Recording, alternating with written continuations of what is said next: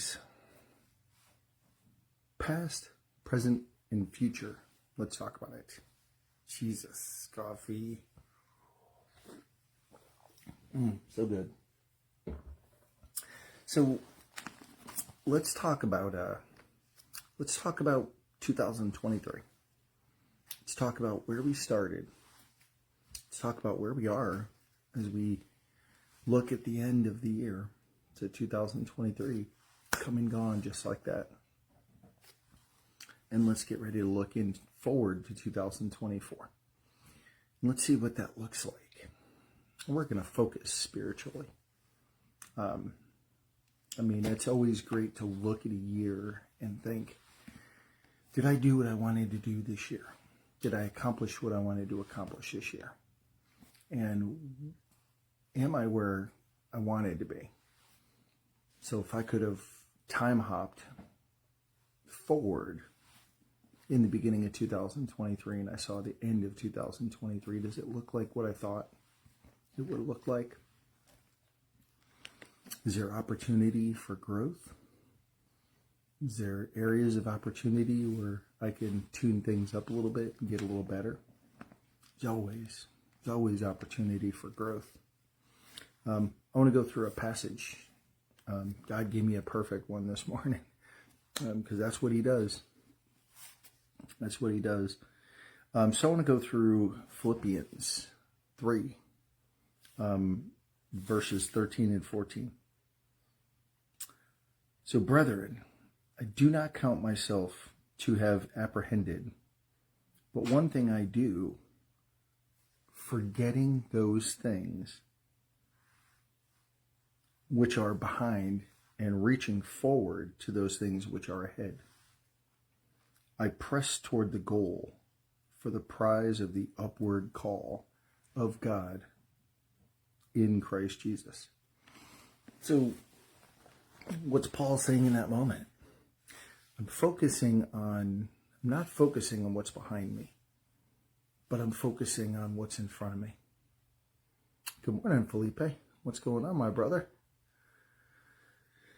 And I love this, and it's kind of how I live life, and it's kind of even through the sport of bowling. When I coach, I tell people a lot.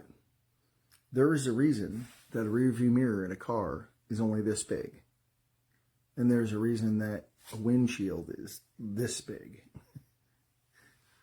Because you're not supposed to focus on where you were. You're only supposed to take a glance back at it. Same with your side mirrors. They're small because you're only supposed to take a glance behind you. It's okay to take a glance back, but it's not good to focus on what's back there. You focus on what's in front of you. The same in the sport of bowling. I tell people the most important shot you're ever going to throw is the next one. You can't go back and take that last one back.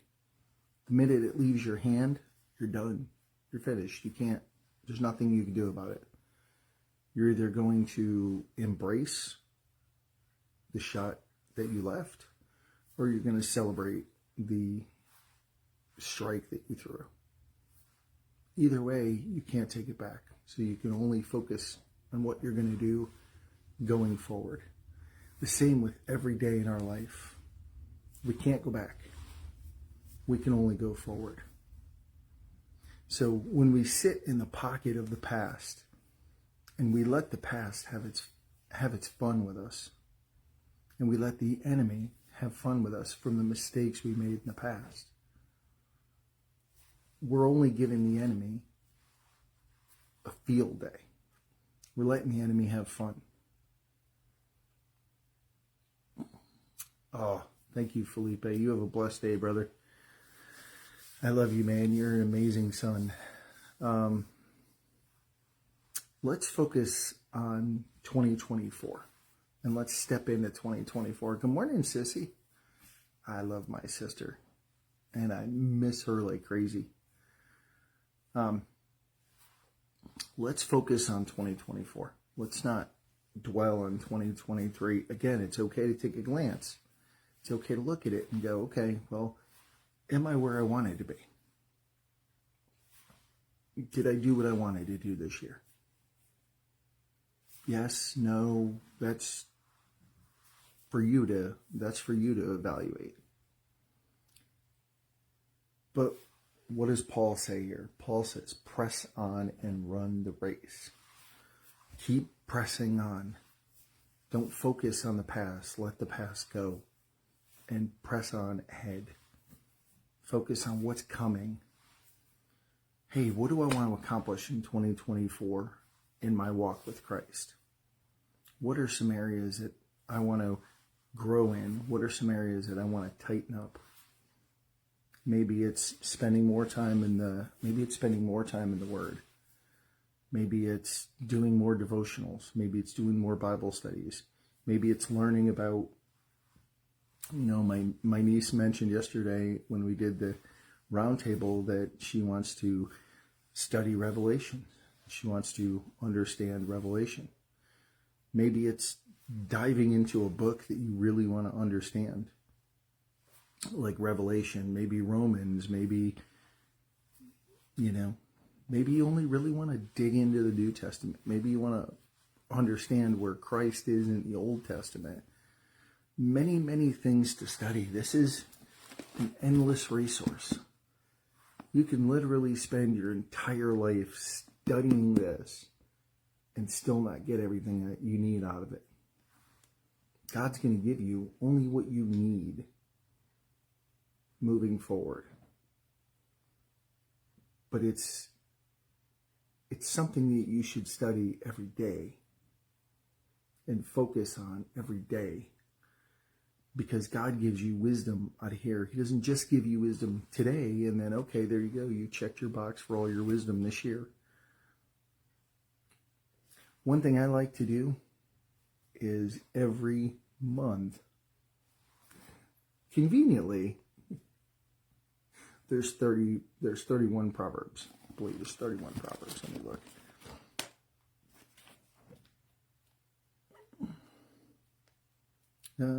There's 31 Proverbs. Look at that. Conveniently enough. Thank you, Lord. I thought my memory was locked in there. 31 Proverbs. Well, there's how many days in a month? The longest month only has what? 31 days in it. So Proverbs is something you can dig into a proverb every day and dig into a psalm every day. Now there's a lot of psalms, so you won't exhaust that resource, but you can continue through psalms until you exhaust it. But every day do a psalm and a proverbs, a psalm and a proverbs. It's not difficult. There's only a few really long psalms, but dig into them. And that's spending time praising him and spending time getting wisdom from him in Proverbs. And if you do that every day, every month, I think you'll find that you're going to glean wisdom, because God's going to show you something else this month that he didn't show you last month. Maybe something in Proverbs 2 hit you really hard this month. Maybe something different in Proverbs 2 hits you next month. So Proverbs and Psalms, a great daily activity is spend time in the Word. One I like to recommend for people is Ephesians 6, verses 10 through 20, because it's the armor of God, which we should armor up every single day. But it's also a great reminder that our battle is not against flesh and blood, but it's against powers, it's against principalities, it's against rulers of the darkness. Our battle's not against the person sitting behind that steering wheel that cut you off. It's against the darkness that controlled their mind to have them cut you off. So let's focus on going forward. Let's focus on changing things and doing things differently in 2024, spending time with Dad. Go crawl up in his lap. Go spend time with him. Meet him. Go meet him and go seek him. What's he say in Jeremiah 29? When you seek me, you'll find me. When you search for me with all your heart. Go search for him. Go spend time with him. See if 2024 doesn't look a little different than 2023 did. Guys, I can't tell you enough. I can't stress enough how much he loves you. How much he wants to spend time with you. How much he thinks about you. I can't stress it enough. He wants a relationship with you. He doesn't want to be separated from you. He wants a deep, loving, intimate, caring relationship with you. So step into that deep, loving, caring, intimate relationship. Go cultivate it in 2024. And tell me your life isn't different. Tell me your life doesn't look different. Tell me your relationships don't have a different effect. Tell me your relationships didn't get stronger in 2024. Tell me your work life didn't get stronger in 2024. Tell me your prayer life didn't get stronger in 2024. Tell me all of your horizontal relationships weren't different in 2024. That's a great goal, Felipe. Really great goal, buddy. Absolutely. Spend more time with him. You have eternity with him, but start now. Secure that. That way when you get to the kingdom, what's Paul say? Paul says when we run the race, it's a race. Are you going to sit in the starting blocks? Or are you going to run the race? You know, my niece in the video yesterday mentioned something that was profound because I'd never heard of it before. Focus on 3 people in your life. Focus on a person that's stronger than you spiritually so that you can emulate them, so that you can strive to be like them. Have somebody in your life that you're pretty equal to spiritually, in your spiritual maturity, so that you can sharpen each other and you can encourage each other to continue to run the race.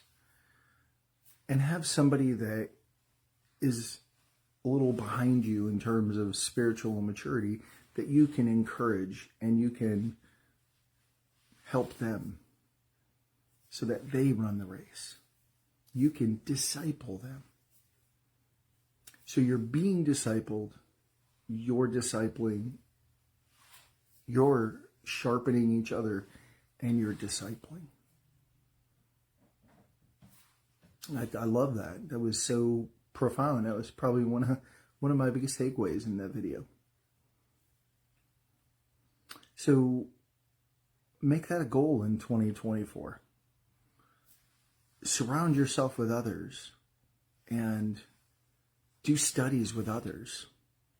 Do studies with others that, bring somebody in who may be a little younger in their walk that you can help and spend time in the Word with. Maybe that's a son, maybe that's a daughter, maybe that's a friend, maybe that's a coworker. But spend time discipling them, helping them, mentoring them, encouraging them. I can't tell you how much joy it brings me to spend time with Felipe and help Felipe and mentor him and answer questions that he has. Because what I love is his humility. If he doesn't know something, he's going to ask. And I love that. Because that's why God put me here. Is to answer questions. So that he can answer any question you have. So that you can continue to grow and strive in his likeness. So set goals for 2024. Let me know what they look like. I'd love to know. I would love to know. Because if I can help you in any way to hit those goals. Maybe it's getting onto YouVersion and doing a devotional together, doing a Bible study together. On YouVersion, when you do a Bible study or you do a reading plan with somebody, you can comment at the end of every day. So it's a great way to be able to communicate, what did God show you through this reading plan? And you can communicate with each other because you can see the comment of the person you're doing the reading plan with. Maybe they have a question. Maybe like, hey, I didn't understand this. That opens up a whole question. That opens up a whole conversation, a whole teaching opportunity for you, and maybe a learning opportunity for them. Yes, buddy. Iron sharpens iron, and yes, you sharpen me. So it's not just me mentoring you, but you sharpen me when you ask questions and you aren't sure of something, because that God uses that for me to dig into the Word and look for something and pray for wisdom. Some of the questions I need to pray for wisdom on. But it's you're sharpening me. You know, my nephew loves knives. He loves making knives. He loves sharpening knives. But one thing that he told me the other day that, again, profound, I love learning from people, is that when you run two knives next to each other, they don't sharpen each other. They have to sharpen each other from different angles and different perspectives. That's how iron sharpens iron, is when it's at a different angle. When two pieces of iron are at a different angle from each other, that's how they get sharpened. And it's the same thing. When you're being discipled by somebody who you may have to seek wisdom from somebody else, you're getting sharpened by somebody who's maybe a little bit further along in their spiritual walk. Maybe somebody is a little further along in their maturity. And if you're answering questions from somebody that you are that person for somebody else, you're getting sharpened by helping them. Iron sharpens iron. Really. It's great. It's never ending love.